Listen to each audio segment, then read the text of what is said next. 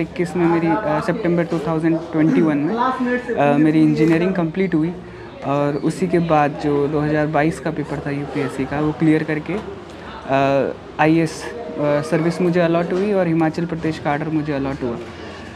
रही बात ट्रेनिंग की, तो लवासना में ट्रेनिंग भी बहुत ही इंटरेस्टिंग थी। बहुत मज़ा आया, बहुत कुछ सीखने को मिला और अभी ट्रेनिंग कंटिन्यू है। अभी प्रोबेशन है और अप्रैल में हमें डिस्ट्रिक्ट ट्रेनिंग में प्रोबेशन एज ए प्रोबेशनर लगा लिया जाएगा। युवाओं को यही कहना चाहूँगा कि आप सब में कोई कमी नहीं होती, हर एक में कुछ ना कुछ गुण होता है। आपको उस पे काम करते रहना चाहिए, अपने एफ़र्ट 100% देने चाहिए। असफलताएं हाथ आती है पर रुकना नहीं चाहिए। आप कंटिन्यूसली अपने आप को शिक्षित बनाएं, हमेशा एक दूसरे का सपोर्ट करते रहें। बस यही मैं कहना चाहूँगा। कोचिंग जो है वो मेरे ख्याल से एक मिथ है कि कोचिंग करने से ही आप इस पेपर को क्लियर कर पाएंगे। ये मेरे ख्याल से एक मिथ है। आप घर पे सेल्फ स्टडी करके भी इस एग्ज़ाम को क्लियर कर सकते हैं। का सफ़र तो बहुत अच्छा था। ये बाड़मेर से तैयारी करी, स्कूलिंग जो है मैंने बाड़मेर से ही करी। मॉडर्न स्कूल मेरी स्कूल थी, 12th वहाँ से करी। उसके बाद ग्रेजुएशन मैंने IIT ISM धनबाद से सिविल इंजीनियरिंग में करी और 2021 में मेरी सितंबर 2021 में मेरी इंजीनियरिंग कंप्लीट हुई और उसी के बाद जो 2022 का पेपर था यूपीएससी का वो क्लियर करके आईएएस सर्विस मुझे अलॉट हुई और हिमाचल प्रदेश का आर्डर मुझे अलॉट हुआ। रही बात ट्रेनिंग की, तो लवासना में ट्रेनिंग भी बहुत ही इंटरेस्टिंग थी। बहुत मज़ा आया, बहुत कुछ सीखने को मिला और अभी ट्रेनिंग कंटिन्यू है। अभी प्रोबेशन है और अप्रैल में हमें डिस्ट्रिक्ट ट्रेनिंग में प्रोबेशन एज ए प्रोबेशनर लगा लिया जाएगा। डिस्ट्रिक्ट ट्रेनिंग में डिस्ट्रिक्ट अलॉट हो जाएगा हमें। तो कितना प्रयास था और परिवार वालों का कितना सहयोग रहा इस सफलता के पीछे?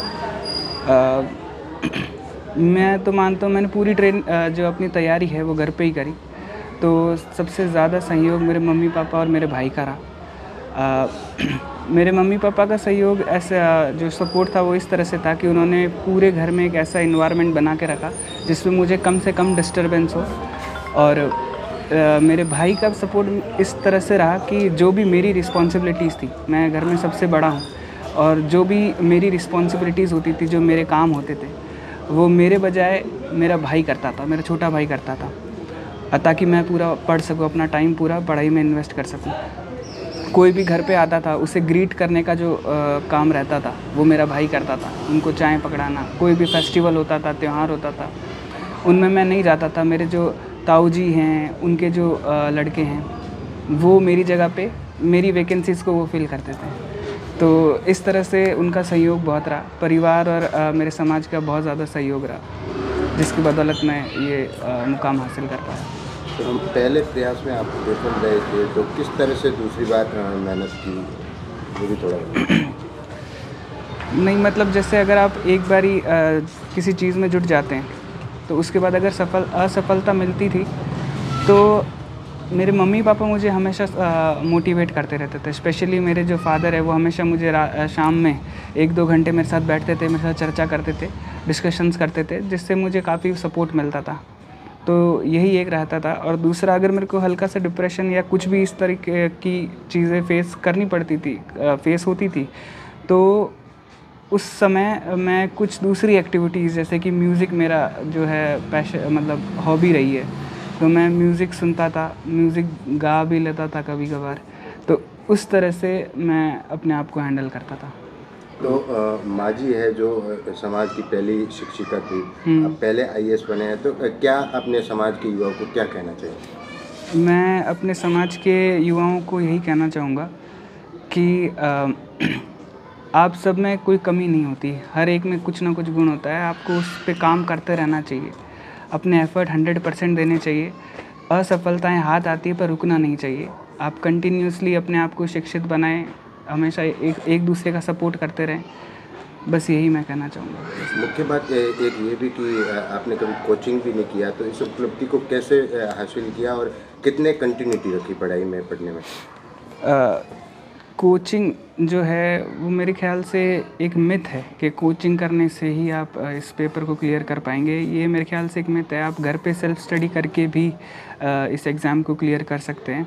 आपके पास सफिशिएंट मटेरियल होना चाहिए, वो जो कि आजकल इंटरनेट या हर जगह पे अवेलेबल होता है।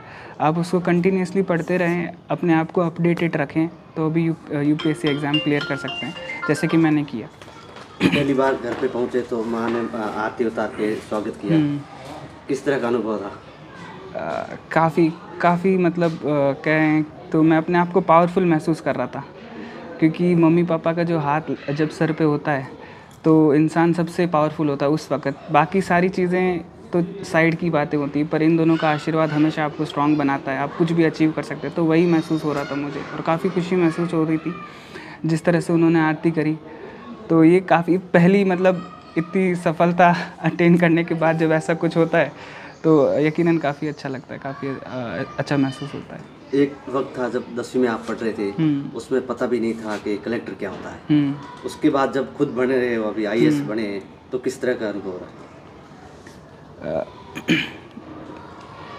मतलब कि काफ़ी लर्निंग रही है, ऐसा नहीं है। 10th के बाद से जब 10th में जब मुझे अंदर पता भी नहीं होता था कि आईएएस क्या है, 11th 12th और उसके बाद से प्रिपरेशन हो गया, तो इसमें काफ़ी लर्निंग रही है कि एक्चुअली में आईएएस की जॉब जो है, आईएएस की जो सर्विस है, उसमें क्या क्या चीज़ों की ज़रूरत रहती है। तो ये चीज़ें जानी है मैंने इस पूरे सफ़र में। तो अब जब लगता है कि ऐसा लगता है कि काफ़ी कुछ सीखा है मैंने इसमें, तो काफ़ी अच्छा महसूस होता है। हिमाचल कैडर मिला है, उस वहाँ का अनुभव कैसा है? अभी तक मैंने जॉइनिंग हमारी हुई नहीं है, पर जैसा कि सीनियर्स के द्वारा मैंने सुना है तो हिमाचल एक बहुत अच्छा काडर है, पीसफुल काडर है, और सर्दी है, थोड़ी ठंड है, तो पूरा ही उलट एकदम राजस्थान के। तो काफ़ी अच्छा है, मैं एक्साइटेड हूँ काफ़ी इसके लिए। तो देखते हैं क्या होता है, अब तक ज्वाइन नहीं करा है, ज्वाइन करने के बाद एक्सपीरियंस अलग ही होंगे।